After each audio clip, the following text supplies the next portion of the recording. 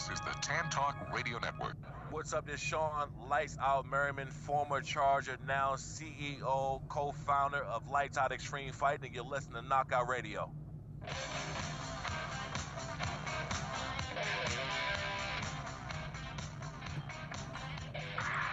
Next Saturday, October 7th, from the Thunder Studios. Let's welcome back to the program our good friend, Shawne Merriman. Shawne, how are you? What's up, my man? How you doing? Not too bad. We appreciate your time. Before we get into next weekend, another big event, another Lights Out Extreme Fighting event, I want to ask you a question. We talked about this earlier in the program. So Miami puts up 70 points, and they say, we don't want to run it up and break the all-time record, so we're going to take a knee. I'm kicking a field goal. Exactly. right. Thank you. You know, it's one of those things, and I'm watching the game, and first of all, when somebody's saying that they're running up the score, as a professional, you get 70 points hung on you, you deserve to get the record broken against you. And that's how I look at it. Like, this is not high school. This is not like a mercy rule and being respectful. These guys out there trying to get paid, and to go in the history books in the NFL is a really big deal. If you don't like 70 points or 72 points, 73 points being hung on you, then do something about it. Anything. And it is, I'm going to tell you how hard it is to get 70 points put on you. You almost practically have to try to do nothing. Right? You like no effort. Because if you go out there and you just semi-try to have some resistance against that offense, that wouldn't have happened. I agree. You know, I have plenty of players. I've talked to Warren Sapp about it earlier today. And like you said, and that's what they say, it's their job to stop. And to me, it's mind-boggling. You get up to 70. I understand you're at 40 and you got 35 more to go. But it's still, your job is to score. And you make this big thing like, no, I didn't want to run it up and score the last field goal to set an all-time record. Yeah, but, you know, for me, and I'm watching that game, we all know how explosive the Dolphins are. They're the most explosive team on the offensive side of the ball in football right now, period. But you know Tyreek Hill's going to get his plays. You know Team 2 is going to play well. But they had guys that we've never even heard of, right, having these big games. And that just shows you kind of what Denver is right now. And there's some underlying issues going on with the Broncos right now. And I don't know if that's the players against Sean Payton. You know, Sean Payton has a problem with Russell Wilson. Russell Wilson not liking it. Like, there's an underlying issue going on that nobody's discussing, but it's going to all implode and blow up here shortly and become public. Like it just was in Chicago as well.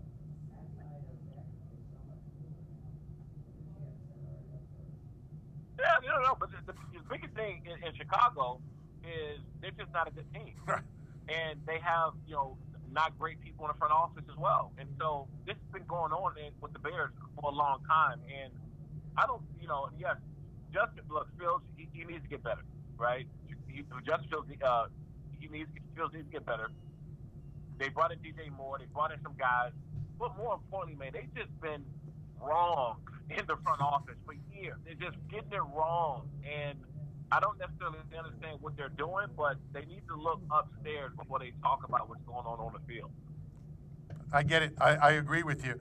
Next Saturday, let's talk about that, another event at the Thunder Studios. I'm looking at the flyer. Update us on the card and talk about Morales and Toliver. Yeah, we got a huge card, October 7th in Long Beach, California. We'll be live again on Fubo Sports, Fubo TV. Guys, if you don't have Fubo, get it. This is our biggest one yet. Albert Morales and Musa Toliver. It's funny, for me on this side, I try to stay out the matchmaking as much as possible. We have a great matchmaker, Antonio. He goes and gets it done. Other than him being a Raiders fan, that's the only problem I got with him. How did you allow that? This part is big. How did you allow that? I think after I hired him, he finally told me he's a Raiders fan, and that was too late. Okay. So, I think for us, we have the next up and coming superstars, and you know, like guys like Albert Morales, he had a short stint in the UFC, had a couple fights there. Musa Toliver, I sparred and trained with both of these guys. You know, Albert out of Black House, and Musa has also worked with Antonio McKee out there. You guys know Antonio, right? where I've trained to spar with him. And I know there's bad blood in this one. So this one I kind of pushed on my own. But we got some up-and-coming guys, man. Tommy Aaron, who's Tony Ferguson's guy. Tony was at our last fight. I think he'll be back in this fight again. And it's great, man, the viewership we get. We jumped 75% viewership from one fight to the next. Fighters are calling all over the country, man, to get on the Lights Out Xtreme fighting cards. So that's what it's about, man. This, bring these eyeballs, get these next up-and-coming superstars a shot to get seen. How difficult is it for you, and I've probably asked you this, in the past, you can hear it in your voice, how passionate you are, how much of a fan you are of this sport and of these athletes. How difficult is it from the business standpoint to also be a fan? Well, you never lose the passion, right? Because, and I've talked to you guys about this several times. I've been a very big advocate of former athletes kind of transitioning into some kind of combat sport. And I'm not saying they need to go compete and take a fight, but it's something about this sport, especially when you leave whatever you're doing, whether it's football, NBA, baseball, like whatever you're doing, you're in this sport. It makes you stay disciplined. And I'm around these guys. The other day I went to go spar at Top Rank. I'll go and get some work in the Xtreme Couture, Black House, AKA, wherever at. I'm at a lot of these gyms. I was kind of jumping in to get some work in. But just being around that, man, it keeps me young, keeps me on my toes. I love the banter, the back and forth banter with these younger guys. I mean, that type feels like the NFL locker room, feels like I'm back in the locker room again. But more importantly, man, when you're growing as fast as we are and the viewership and the numbers are crazy, you start to get people that wouldn't necessarily be ready to take a fight with us. They're calling now because they know that we have a great thing going with Lights Out Xtreme Fighting. So that to me is always encouraging, when that happens. When you get that phone call, or when your matchmaker gets that phone call, what are you guys looking for? Is it records? Is it followers? What is the first thing that you guys look for when you get that call? All the above, man. We got some guys that are, for example, like wrestled at Penn State or wrestled at Oklahoma, and they're making that transition to MMA. So like these guys have a big name in the wrestling community, so that helps, right? Now they're kind of picking up MMA as a whole. We got AJ Hopkins, right? Despite on his card as an amateur, he played linebacker at Oregon with Justin Herbert, and so. When you have these kind of things, they already got to follow them. People know who they are and what they did. But when you come on and fight with us, and Lights Out Xtreme Fighting, and you're on fubo, now the nation, the whole country gets to see you. We're shown in Canada, France, and Spain. Now people really start to hear and find out who you are. So it's just been cool, man, to have this type of growth. So Shawne, last week, Coach Prime, he talked about how the player portals changed the college football scheme, the game. They don't draft anymore. They don't redshirt freshmen anymore. You got to come in ready to win and the transfer. And so with the technology and with like everything changing with the NIL deals, do you see a point where MMA or your fighters will be able to get NIL deals in college and make this integrated where you're part of like the landscape of the college recruiting class? Yeah, it's already happening, to be quite honest.